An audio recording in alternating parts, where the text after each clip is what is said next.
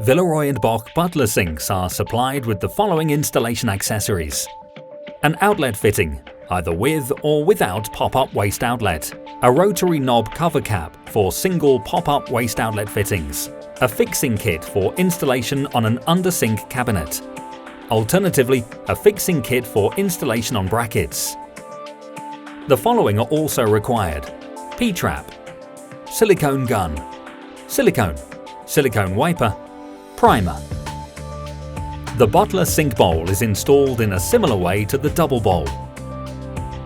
Screw the screws supplied into the pre-drilled holes on the underside of the sink.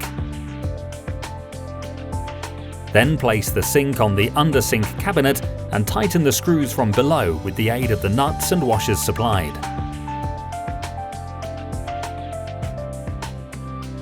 After fixing the module, apply primer to the visible joint gaps of the sink.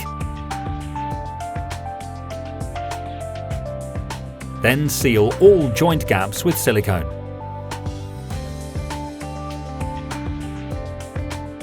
Remove any surplus sealant.